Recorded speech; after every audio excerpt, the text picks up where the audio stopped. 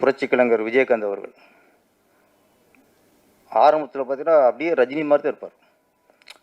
அவர் ரஜினி மாதிரி இருக்கிறதுனால தான் அந்த ரஜினிகாந்துங்கும் போது இவர் விஜயகாந்த்னு வச்சுட்டார், பேர்லேயே காந்துன்னு வச்சுட்டார். ஆரம்ப காலத்தில் 2 படம் இருந்துச்சு, தூரத்தீடி முழக்கம், சட்டம் ஒரு இருட்டரை.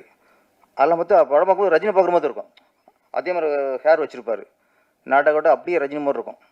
அப்புறம் உஷாராயிட்டார், நமக்குன்னு தனித்துவம் இல்லைன்னா சரியாக வராது அப்படின்னு ஒரு காலகட்டத்தில் அவருக்கு சர்க்கிள் வந்தது. பார்த்தா ஆட்டோ ராஜா, ஜாதிக்கு ஒரு நீதி, எல்லாமே அந்த அந்த அந்த ஸ்டைலில் இருக்கும். ஒரு சர்க்கிள் வந்து அப்புறம் டோட்டலாக விஜயகாந்த் அவருக்குன்னு ஒரு ஸ்டைல், நடையிலிருந்து டைலாக் டெலிவரியிலிருந்து அவர் ஃபைட்டு, டோட்டலாக அவரை தனக்குன்னு ஒரு ஸ்டைலில் மாற்றிக்கிட்டார்.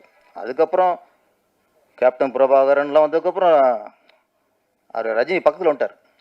ரஜினி கமல் அப்படி இருக்கும்போது அடுத்து விஜயகாந்த்ங்கிற ஸ்டேஜுக்கு வந்துட்டார். ஆமாம், ஒரு நடிகர் சாயல் இருக்கும்போது